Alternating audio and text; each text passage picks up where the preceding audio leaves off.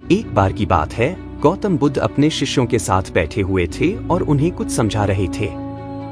बुद्ध के सभी शिष्य बड़े ध्यान से बुद्ध की बात सुन रहे थे। बुद्ध और उनके सभी भिक्षुओं ने देखा कि एक आदमी बहुत तेजी से उनकी ओर आ रहा है और वह आदमी बहुत गुस्से में है और कुछ बड़बड़ा रहा है।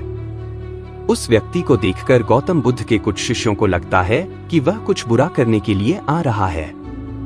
इसीलिए गौतम बुद्ध के दो शिष्य दौड़कर उस आदमी के पास चले जाते हैं और उसे रोक लेते हैं।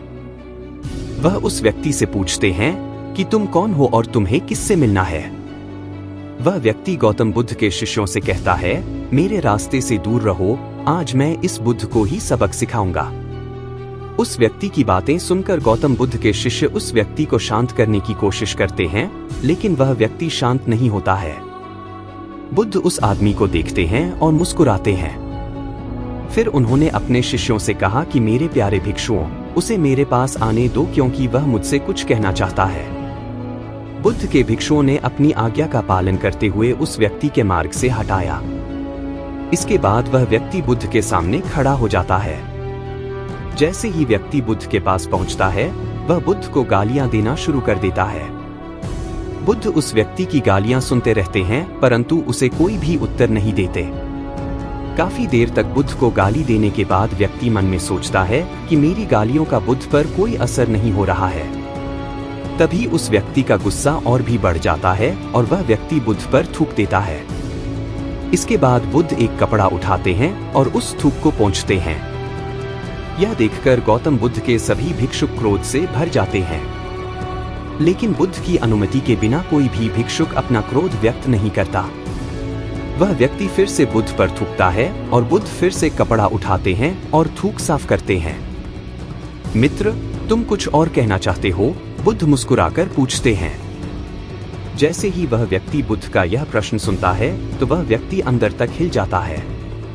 फिर वह व्यक्ति बुद्ध को कोई उत्तर नहीं दे पाता और तुरंत वहां से चला जाता है।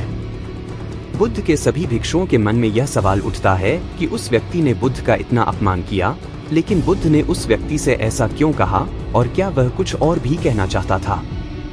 सभी भिक्षुओं में से एक भिक्षु बुद्ध से पूछता है कि आपने उस व्यक्ति से ऐसा क्यों कहा और क्या वह कुछ और भी कहना चाहता है, जबकि साफ था कि वह शख्स यहाँ कुछ कहने नहीं आया था, बल्कि आपका अपमान करने आया था। वह व्यक्ति बुद्ध का अपमान करके अपने घर तो चला जाता है, लेकिन पूरी रात सो नहीं पाता है। उसके मन में सिर्फ यही प्रश्न घूमता रहता है कि मैंने बुद्ध का अपमान किया, उन्हें गालियां भी दी, फिर भी उन्होंने मुझसे यह क्यों पूछा कि क्या मैं कुछ और कहना चाहता हूं, जबकि वह उनका अपमान करने गया था।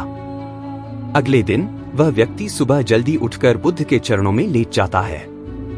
बुद्ध के सभी शिष्य यह देखकर आश्चर्यचकित रह गए कि जिस व्यक्ति ने कल बुद्ध का अपमान किया था वह आज रो रहा है और बुद्ध के चरणों में पड़ा हुआ है।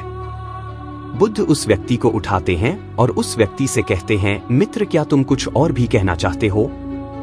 इसी बीच बुद्ध के एक भिक्षु ने बुद्ध को टोकते हुए उनसे पूछा, बुद्ध, कल जब यह व्यक्ति आपका अपमान कर रहा था तो आपने भी यही कहा था, क्या आपके पास कहने के लिए कुछ और है?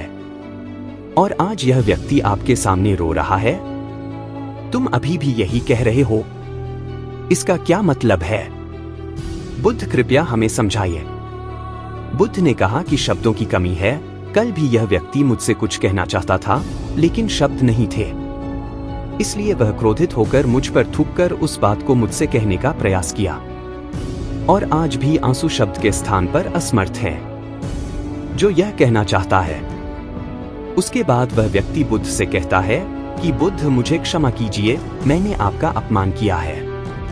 बुद्ध कहते हैं कि तुम्हें क्षमा मांगने की कोई आवश्यकता नहीं है, क्योंकि तुमने ही क्रोध किया है और उसका दुख भी भोगा है। आपने दूसरे को क्या नुकसान पहुंचाया? क्रोध एक आग की तरह है जो हम अपने हाथ में रखते हैं उसे किसी और पर फेंकने के लिए, लेकिन भूल जाते हैं कि उस अंगारे से पहले अपना हाथ जलता है।